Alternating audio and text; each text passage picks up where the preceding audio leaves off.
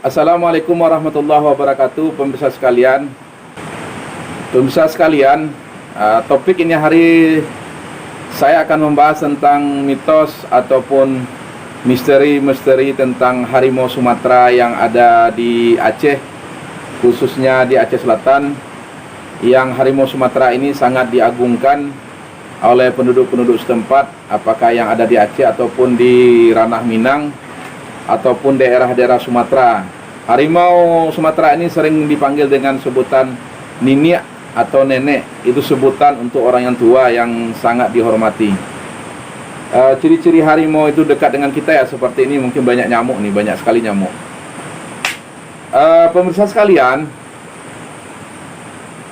banyak sekali orang meyakini bahwa harimau Sumatera tersebut tahu urusan gaib, tahu masalah-masalah gaib. Kita tidak boleh takabur di hutan, tidak boleh sombong, karena apapun yang kita lakukan, harimau Sumatera tersebut tahu. Pemirsa sekalian, kami orang Aceh, juga orang-orang keturunan Padang Pariaman di Sumatera lah. Sebenarnya harimau itu dibagi tiga. Pertama sekali harimau Sumatera, dan ini adalah makhluk benar-benar harimau. Dia benar-benar binatang ciptaan Allah, dia tidak tahu urusan gaib. Usianya terbatas paling ada 10 tahun paling sesudah itu dia, kalau kita sumpah, kita pun tidak tahu. Bohong kalau mengatakan kalau dia tahu urusan gaib. Yang kedua, ada jenis harimau jadi-jadian yang ada di Aceh, pantai barat selatan, yang namanya harimau daya. Kisah harimau daya ini nanti akan Teguh ceritakan bagaimana satu kampung tersebut waktu lari dari penjajahan Belanda dan melewati satu sungai, mengamalkan satu ilmu yang bisa mengalih berupa wujud menjadi harimau.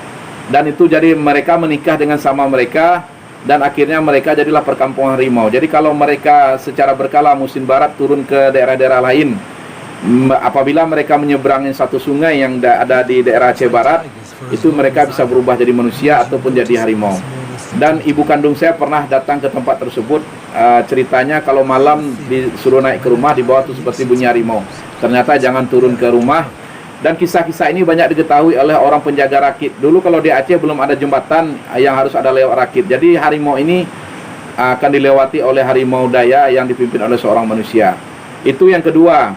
Yang ketiga, harimau daya ini punya kisah bahwa putri dari kerajaan daya ini pernah dibunuh karena memakan kambing, ditangkap oleh orang Trumun dan dibunuh. Dan secara berkala harimau daya ini turun ke Trumun, dan biasanya ketika musim barat atau musim daya, istilah musim cabuh, itu akan banyak terjadi korban pada manusia.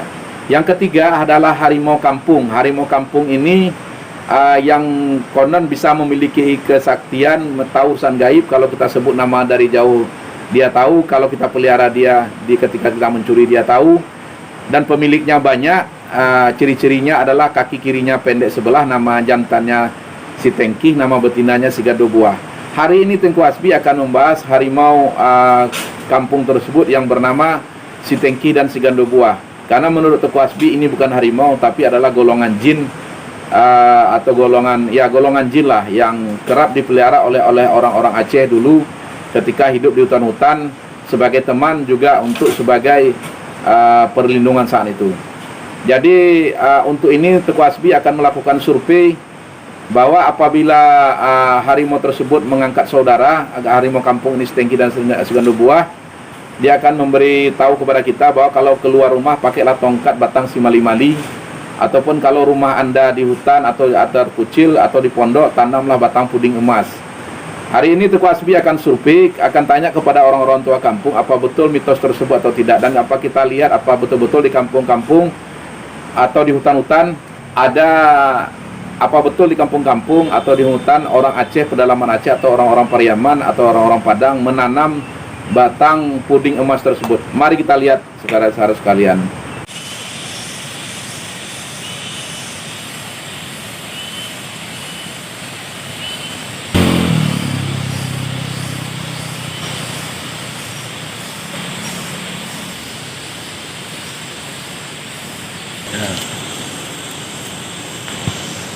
Lagi kecil ini kan yang nak doan dalam ada istri lah tu kan nak do 5 batu Melayu.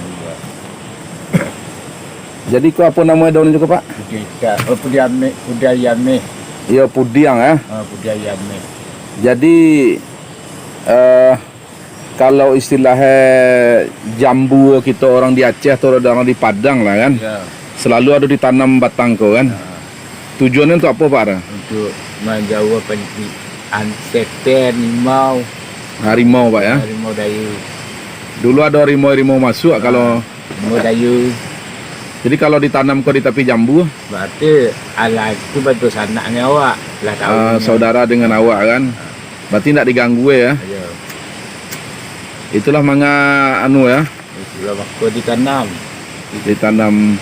tepi jambu. Mm-mm. Kalau ini kan dek nanti mau masuk aro ada listrik tau. Hmm.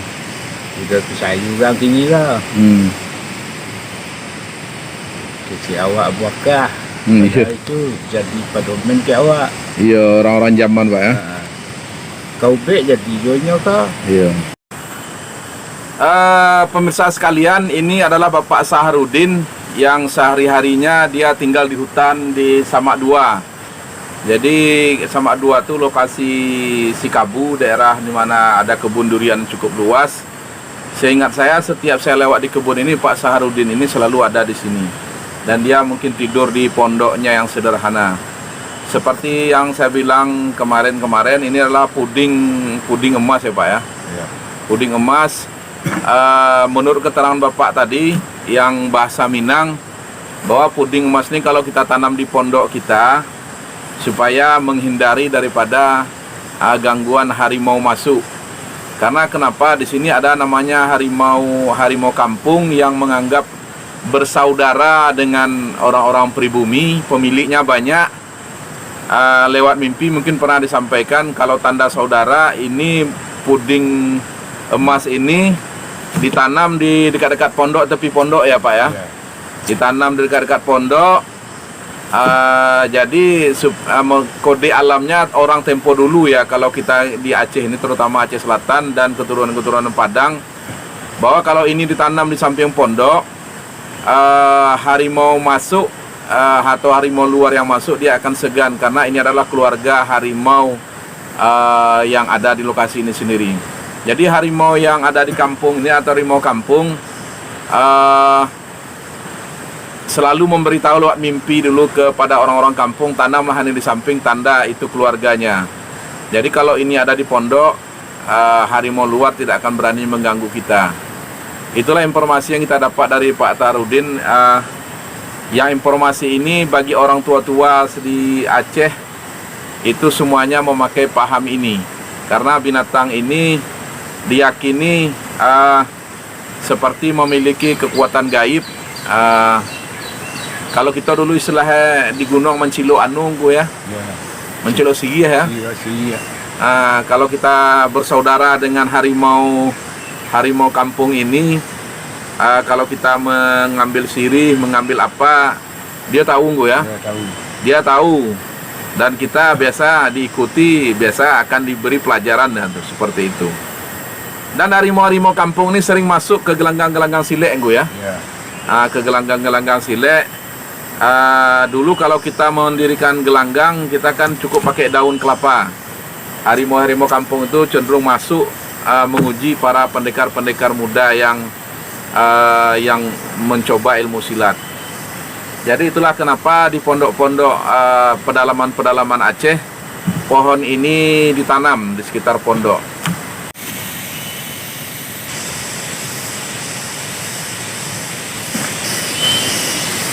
Ini adalah hutan durian di kampung saya, Teguh Hasbi, yang jelasnya di gunung lah ya.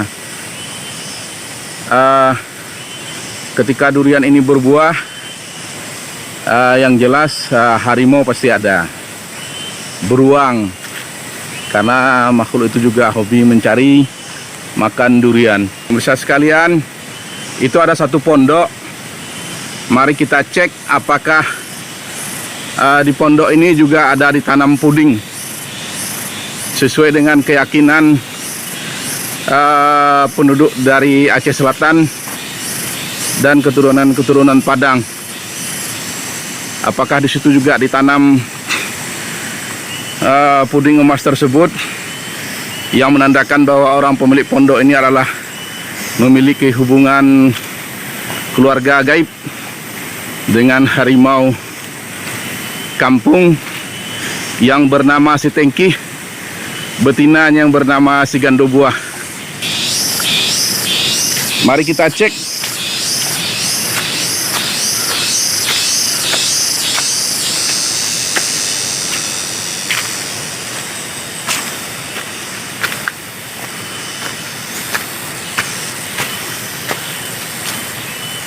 Oh, ada saudara-saudara sekalian.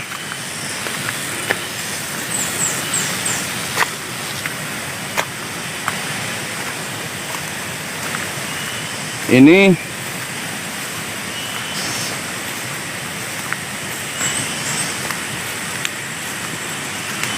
pohon pudingnya, puding emas. Dan ini pohon puding emas. Pohon puding emas ada berapa batang?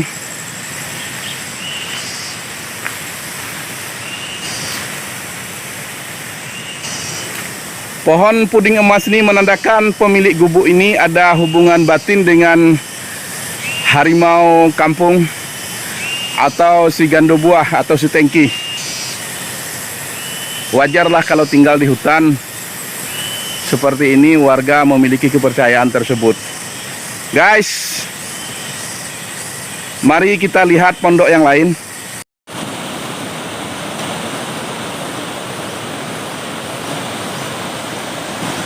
Pemirsa sekalian, di seberang air tersebut ada juga satu pondok. Kita mau lihat apakah di pondok tersebut juga ada pohon puding emas tersebut. Tapi mengingat ini sangat curam dan harus menyeberangi air, kita akan cari lokasi pondok yang lain saja. Pemirsa sekalian, ini juga ada pondok. Kita akan lihat apakah di sekitar pondok ini juga ada pohon. Ini juga ada pohon puding emasnya. Cukup besar, saudara-saudara sekalian. Inilah dia puding emasnya. Satu lagi pemirsa, kita menemukan pondok di hutan ini, tapi nampaknya bersih ya, sudah ditanami padi. Kita akan cek apa di sekitar pondok ini juga ada ditanam. Oh, ada saudara sekalian. Ada nih pagar daripada kebun bapak ini justru ditanami pohon ini.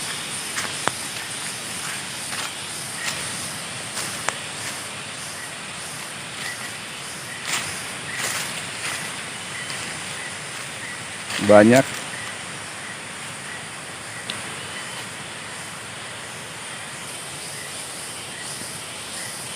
Juga kebun durian di tengah hutan. Pemirsa sekalian, kita bertemu satu pondok lagi. Ini di pedalaman hutan ini. Kita coba cek apa juga pemilik pondok ini juga bersaudara dengan harimau si Tengki dan si Gando Buah. Kita akan cek apakah juga dia memiliki batang simali-mali. Oh, ada saudara-saudara sekalian. Ini dia puding emasnya. Jadi di sana juga ada berapa batang selingkar pondok, ada puding emas.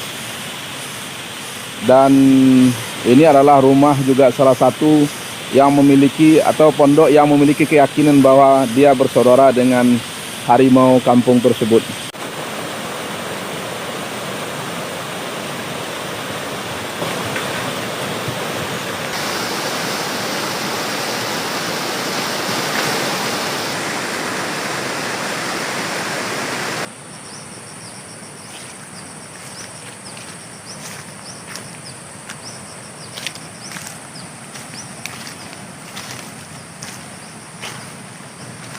Guys, kita menemukan satu lagi pondok di dalam hutan ini.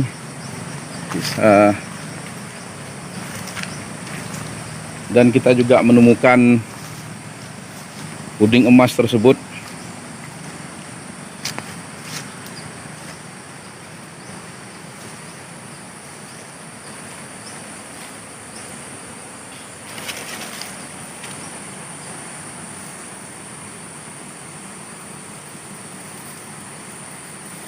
Maaf guys, YouTuber bekerja sendiri nih, tanpa kru, tanpa peralatan yang canggih, seadanya. Pemirsa sekalian, banyak sekali orang meyakini bahwa harimau Sumatera tersebut tahu urusan gaib, tahu masalah-masalah gaib. Kita tidak boleh takabur di hutan, tidak boleh sombong, karena apapun yang kita lakukan, harimau Sumatera tersebut tahu. Dari berbagai cerita pemirsa sekalian, seperti yang kita tangkap dari orang-orang kampung, kalau kita takabur mencuri di kebun orang, harimau tersebut akan tahu dan kita biasa dihukum. Jadi kalau di Aceh Selatan ini ada berbagai macam mitos tentang harimau. Ada harimau daya, ada harimau kampung, ada harimau datang. Hari ini kita akan bahas harimau kampung, yang mana masyarakat banyak meyakini harimau kampung ini memiliki kesaktian dan tahu urusan gaib. Kalau kita menghina harimau ini, dia tahu. Kalau kita takabur, dia tahu. Kalau kita sesat di hutan, kita panggil dia, beliau ini pasti datang. Lantas ada pertanyaan, apa betul harimau seperti itu? Saya Teguh Hasbi dengan mengucapkan Bismillahirrahmanirrahim, dengan keterbatasan ilmu saya. Kebetulan kita juga termasuk orang-orang yang memiliki keluarga, hubungan yang diyakini ada hubungan dengan harimau tersebut dari nenek moyang. Karena orang tua saya juga kalau menjala ikan ditemani oleh harimau. Berlatih silat juga dengan harimau, perguruan-perguruan lama tempo dulu. Saya Teguh Hasbi sangat meyakini sekali bahwa kita bahas ini harimau kampung ya. Harimau kampung tersebut ciri-cirinya seperti ini. Dia memiliki kaki lebih pendek sebelah kiri. Nama harimau kampung ini yang jantannya adalah si Tengki, dan betinanya adalah si Gando Buah.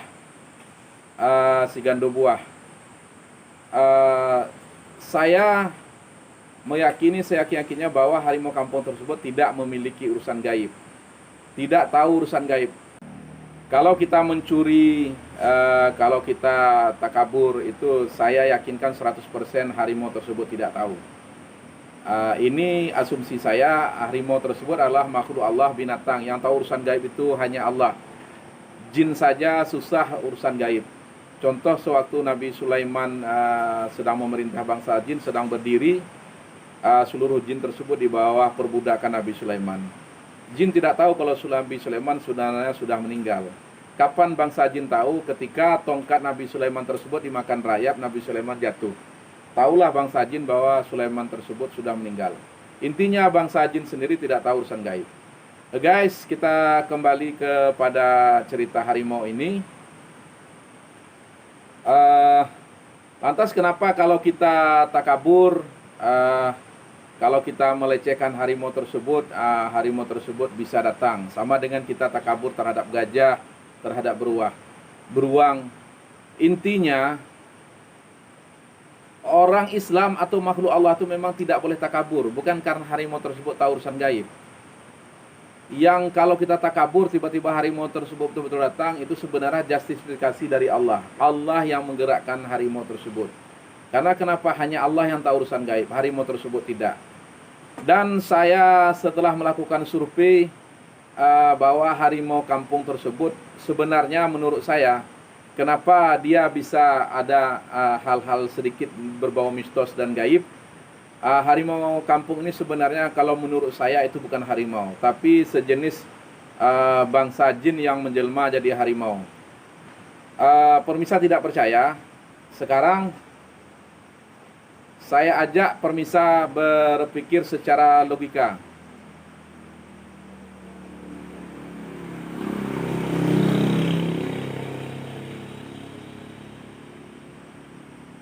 Pemirsa sekalian, harimau Sumatera tersebut adalah makhluk Allah. Harimau kalau 10 tahun usianya sudah cukup tua. Ini saya ajak saudara-saudara berpikir, harimau usianya kalau 10 tahun itu sudah tua. Dan harimau tersebut kalau pergi ke suatu tempat, dia juga makhluk Allah, dia butuh proses berjalan. Dan kalaupun harimau tersebut kita panggil, dia tidak bisa datang semerta-merta. Nah, sekarang jadi bahan pembicaraan saya, warga di Aceh Selatan meyakini sering dapat mimpi bahwa harimau kampung tersebut yang bernama si Tengkih dan betinanya si Gandobuah itu mendatangi orang-orang kampung yang ada di hutan. Tanda kalau harimau tersebut berkeluarga dengan kita supaya dapat perlindungan dari harimau tersebut. Orang kampung yang ada di Aceh, mungkin di Minang, itu harus menanam batang puding emas. Batang puding emas tersebut harus ditanam di sekitar pondok. Itu dulu konon ceritanya di daerah Lok Bengkuang ada Gunung Durian. Itu suatu malam harimau si Tengkih ini mengaum dengan si Gandobuah. Si Gandobuah. Jadi ada seorang pawang cemat namanya. Pawang tersebut berkomunikasi secara batin ada apa. Ternyata dari komunikasi batin tersebut si Gandobuah ini sakit perut. Lantas pawang cemat ini merajah di sebuah tembok. Pawang cemat ini merajah dinding dengan makrifatnya supaya si Gandobuah sakit perutnya hilang. Alhasil si Gandobuah sembuh, sehingga datang lewat mimpi orang bersumpah putih mengatakan bahwa si Gandobuah dengan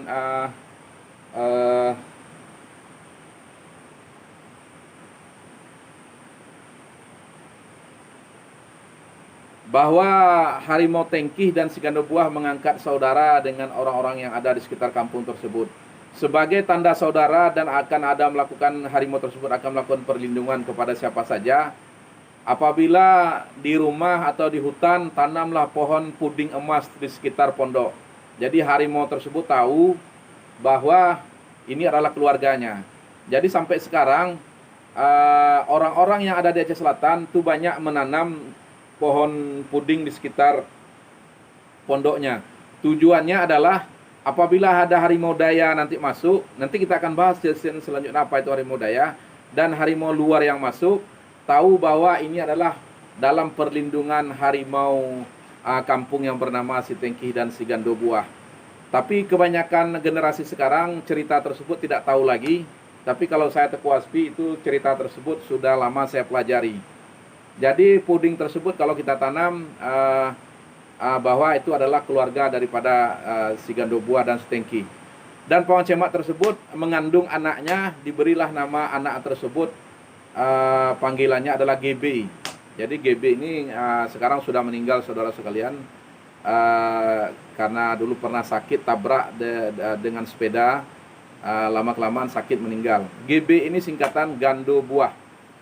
Gandobuah. Jadi pemirsa sekalian, kenapa saya katakan harimau kampung ini bukan harimau tapi adalah jelmaan siluman?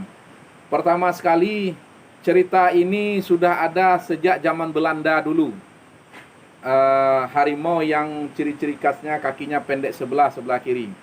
Itu satu. Sementara harimau tersebut usianya kalau 10 tahun itu sudah dewasa sekali. Boleh dikatakan sudah tua. Yang kedua, pemilik daripada harimau si Tengkih dan si Gandobuah ini banyak.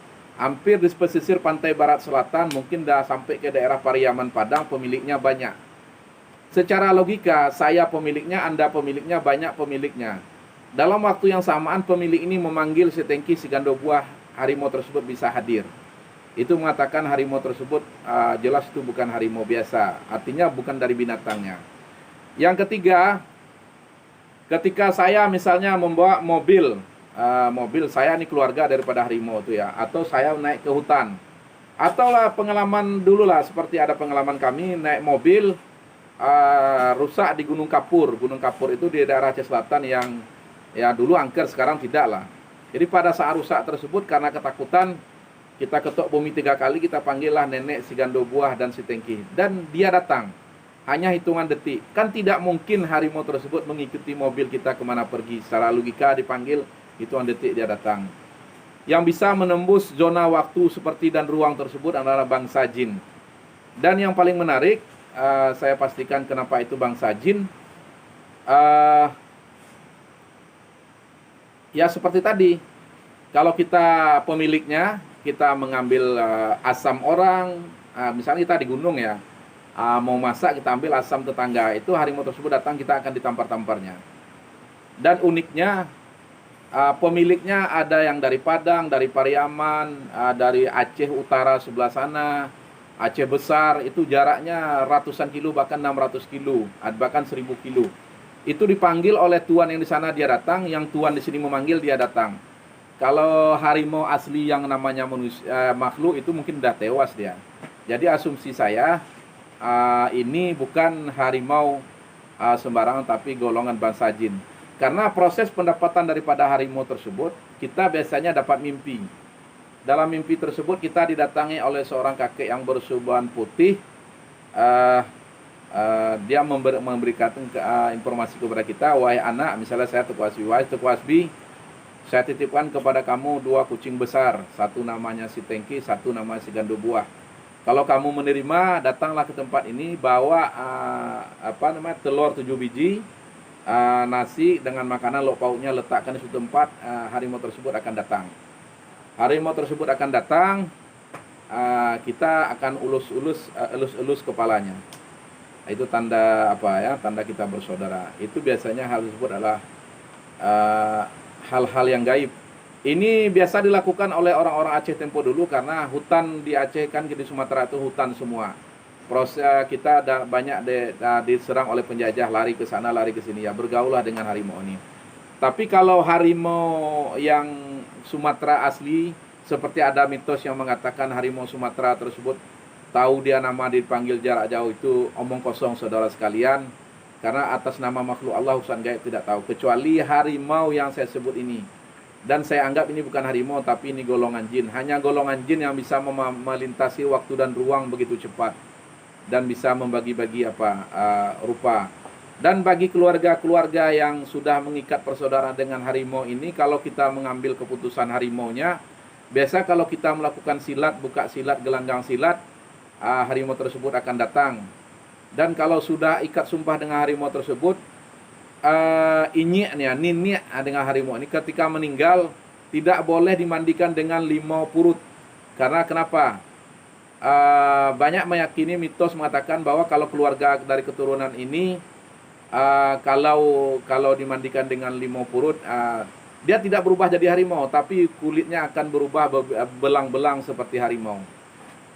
Jadi saudara sekalian, di Aceh itu atau di Sumatera itu ada 3 jenis harimau. Sebenarnya harimau Sumatera semua. Satu yang murni harimau, yang satu lagi harimau daya. Harimau daya ini adalah sumpah satu kampung yang bisa menyeberangi air, dia akan berubah jadi harimau. Dan harimau daya ini punya kisah di Aceh Selatan dengan putri dari harimau daya ini dulu pernah ditangkap oleh orang namanya Trumun, itu dibunuh. Sehingga harimau daya ini secara berkala, apabila musim barak, harimau ini turun ke Trumun, biasa sering banyak memakan orang. Ini sekelumpulan, artinya begini saya bagi. Satu, harimau Sumatera ini betul-betul harimau, dan ini tidak tahu dia urusan gaib.